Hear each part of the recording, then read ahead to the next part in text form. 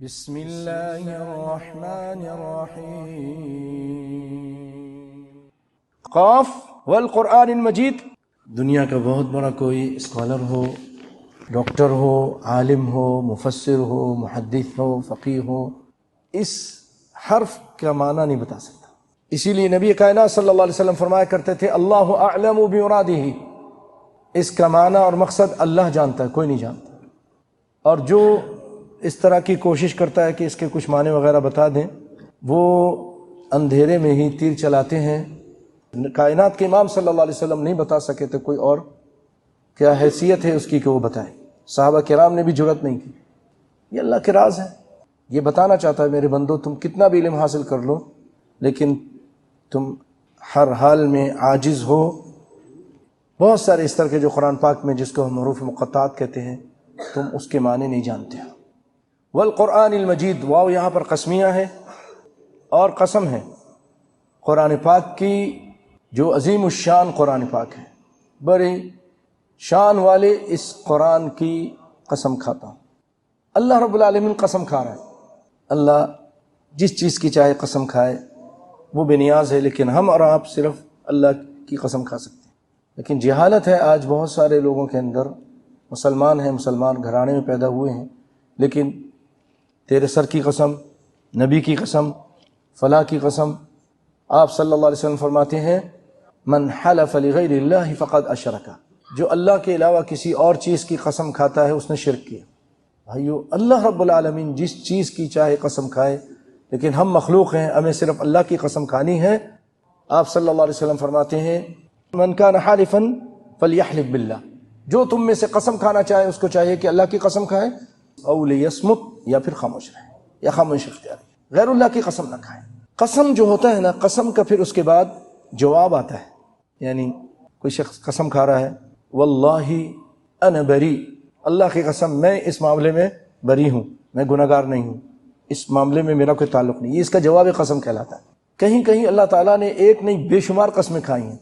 اب دیکھیے والشمس وضحاها والقمر اذا تلاها والنهار اذا جلاها واللیل اذا یغشاها والسماء وما بناها والارض وما طحاها ونفس وما سواها، یہ تقریباً 7 قسمیں بنی، 8 تقریباً، اس کے بعد بھی قسم ہے۔ فألهمها فجورها وتقواها قد افلح من زکاها، تحقیق کامیاب ہو گیا جس نے اس نفس کو پاک کیا۔ تو یہاں بھی اللہ رب العالمین قسم کھا رہا ہے، قرآن کی بھی قسم کھا رہا ہے، یہ عظیم کتاب ہے، اور اس کے بعد اس کا جواب محذوف ہے۔ علماء کہتے ہیں کہ اس کا جواب یہاں پر ذکر نہیں کیا گیا ہے، یا اگر ہے تو وہ یہ کہ اس کے بعد جو چیزیں بیان کی جا رہی ہیں آخرت کی، یہ اس کا جواب ہے قسم کھانے کے بعد کہ یہ آخرت حق ہے، حساب کتاب حق ہے، یا تو یہ تو اس کا جواب ہے، یا پھر لتبعثن قسم ہے، والقرآن المجید، قرآن کی قسم کہ تم ضرور ضرور اٹھائے جاؤ گے۔ محذوف ہے، محذوف یعنی اس کا ذکر نہیں ہے، حذف کر دی گئی ہے۔ بل عجبوا ان جاءهم منذر منهم، بلکہ انہیں تعجب ہوتا ہے، اہل مکہ کو، کافر تھے وہ، کفار مکہ کو تعجب کرتے تھے، ان جاءهم منذر منهم، کہ انہی میں سے یعنی انسانوں میں سے، بشر میں سے ایک ڈرانے والا آیا، تنبیہ کرنے والا۔ منذر کے معنی ہوتے ہیں ڈرانے والا، منذر نذیر اسی سے ہے۔ ان جاءهم کہ آیا ہے ان کے پاس، منذر تنبیہ کرنے والا، ڈرانے والا، منہم انہی میں سے، یعنی بشر ہے، انسان ہے۔ ان کو یہ تعجب ہوتا تھا، وہ کہتے تھے بشر کیوں نبی بن گیا، رسول بن گیا؟ رسول اور نبی تو پھر فرشتہ ہونا چاہیے تھا۔ تو اللہ تعالیٰ نے سورۃ فرقان میں اور کئی جگہ جواب دیا ہے کہ اگر زمین پر فرشتے بستے تو ہم فرشتوں کو نبی بنا کر بھیجتے، لیکن کیونکہ زمین پر انسان بستے ہیں، اور انسان کے لیے زیادہ لائق یہی تھا کہ انسانوں میں سے ایک نبی ہو جو انہی کے معاملات کو سمجھے، ان کی پریشانیوں کو سمجھے۔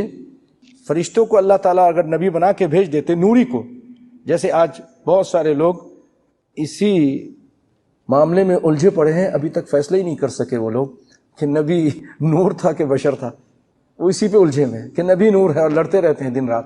قرآن کی واضح آیتیں ہیں، قل انما انا بشر مثلکم، کہہ دیجئے کہ میں تمہاری طرح کا بشر ہوں، لیکن وہ کہتے ہیں نہیں، آپ تو اوپر اوپر سے بول رہے ہیں، قرآن بھی اوپر اوپر سے کہہ رہے ہیں، نعوذ باللہ قرآن بھی جھوٹ بول رہا ہے۔ دلوں پہ جب اللہ کی طرف سے مہر لگ جائے نا تو قرآن کی آیت بھی اثر نہیں کرتی، نبی کی حدیث بھی اثر نہیں کرتی۔ اللہ تعالیٰ اس طرح کی بدبختی سے ہم سب کو بچا کے رکھے، آمین یا رب العالمین۔ قرآن کی جو واضح آیتیں ہیں اس میں شک کرتے ہو؟ تو وہ لوگ یہی کہتے تھے کہ ان کے ساتھ فرشتے کیوں نہیں ہوتے؟ تو اللہ تعالیٰ فرماتے ہیں کہ اگر زمین کے اوپر فرشتے آباد ہوتے تو میں زمین پر فرشتوں کو نبی بنا کر بھیجتا۔ لقد کان لکم فی رسول اللہ اسوۃ حسنہ، نبی کائنات صلی اللہ علیہ وسلم تمہارے لیے بہترین نمونہ ہے۔ وہ عمل کر کے دکھاتے ہیں، راتوں کو جاگتے ہیں، بھوک لگتی ہے پتھر باندھتے ہیں، فرشتے کو کیا ضرورت تھی کہ وہ نبی کہے کہ صبر کرو؟ تو آپ کہیں گے آپ تو نور ہو، آپ کو تو پتہ ہی نہیں ہے کیا کیا مسائل ہیں، ہم نہیں کر سکتے۔ اب نبی صلی اللہ علیہ وسلم صبر کر کے دکھایا، آپ کے صحابہ نے صبر کر کے دکھایا، ہمارے لیے اب حجت نہیں رہی کہ ہم کہیں کہ نہیں ہم نہیں عمل کر سکتے۔ کیوں نہیں عمل کر سکتے؟ وہ نبی تھے، عمل کر کے دکھایا انہوں نے۔ اور کہتے ہیں کہ قرآن یہ قرآن ہے لیکن عمل کی کتاب کدھر سے ہے؟ جو لے کر آیا ہے وہ تو نوری ہے، اس کو تو عمل کرنا ہی نہیں تھا نا۔ نبی کائنات صلی اللہ علیہ وسلم عمل کر کے دکھایا۔ اما عائشہ سے پوچھا گیا کہ کائنات کے امام کا اخلاق کیسا تھا؟ آپ نے فرمایا کان خلق القرآن، ایک وہ قرآن تھا جو 2 جلدوں میں بند ہے، ایک وہ قرآن تھا جو مدینے کی گلیوں میں چلا کرتا تھا۔ آپ قرآن کے عملی تفسیر تھے، جو کہتے تھے پہلے عمل کرتے تھے۔ تو ایک نذیر آیا ڈرانے والا انہی میں سے ہے، فقال الکافرون ھذا شیء عجیب، کافروں کو بہت ہی عجیب سا لگا کہ انسانوں کے اوپر ایک انسان نبی بن جائے، وہ نہیں مانتے تھے۔ اور آج بھی ان کی ذہنیت رکھنے والے ابھی تک ماننے کے لیے تیار ہی نہیں۔ وہ کہتے ہیں یہ کیسے ہو سکتا ہے کہ ایک خاکی وہ نبی بن جائے، رسول بن جائے؟ مولوی صاحب کو کتنی آیتیں سنا دے، کتنی حدیث سنا دیں، کیا آسان و معلوم ہے تسی وہابی ہو، تسی نہیں مان دے۔ وہ یہ کہہ کر بس آپ کو کہیں گے وہابی کا فتویٰ لگا دیں گے اور بات نہیں مانیں گے۔ اِذَا مِتْنَا وَكُنَّا تُرَابًا، جب ہم مر جائیں گے۔ یہ بھی بات ان کو عجیب لگی کہ نبی کائنات صلی اللہ علیہ وسلم فرمایا کہ تم مرو گے، مرنے کے بعد اللہ تعالیٰ تم کو دوبارہ زندہ کرے گا، تمہارا حساب کتاب ہوگا۔ ان تؤمن باللہ وملائکتہ وکتبہ ورسلہ والیوم الآخر والقدر خیرہ وشرہ والبعث بعد الموت، تمہارا دوبارہ تمہیں زندہ کیا جائے گا، تمہارا حساب کتاب ہوگا۔ تو ان میں سے ایک شخص ایک ہڈی لے کر آیا، سورہ یاسین میں اس کا ذکر ہے، لا کر ہڈی کو نبی کائنات صلی اللہ علیہ وسلم کے منہ پر اس کو ہاتھ سے مسل کر آپ کے منہ پر ایسے پھینک کر کہتا ہے اَإِذَا مِتْنَا وَكُنَّا تُرَابًا وَعِظَامًا أَإِنَّا لَمَبْعُوثُونَ وَضَرَبَ لَنَا مَثَلًا وَنَسِيَ خَلْقَهُ قَالَ مَنْ يُحْيِي الْعِظَامَ وَهِيَ رَمِيمٌ، آ کے کہنے لگا کہ یہ تو ریت ہو چکی ہے، اس ہڈی کو کون زندہ کر سکتا ہے؟ کون زندہ کر سکتا ہے؟ وہ نہیں مانتے تھے، دوبارہ جی اٹھنے کو نہیں مانتے تھے۔ اللہ رب العالمین نے جواب دیا، قل، اے پیارے پیغمبر آپ کہہ دیجئے، قل یحییھا الذی انشأھا اول مرہ وہو بکل خلق علیم، وہ ذات اس کو زندہ کرے گی جس نے اس کو پہلی مرتبہ پیدا کی۔ اس کی پہلی تخلیق ہی بہت مشکل تھی، تو پھر دوبارہ اس کے لیے بنانا کیا مشکل ہے؟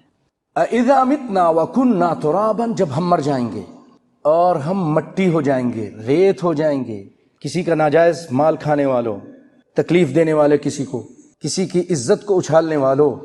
دیکھو اگر دنیا میں تم بچ گئے اپنے مال و دولت کی وجہ سے، اپنے منصب کی وجہ سے، اپنے حمایتوں کی وجہ سے، لیکن یاد رکھو قبر میں کوئی مال دولت کام نہیں آئے گی، حشر میں کوئی چیز کام نہیں آئے گی۔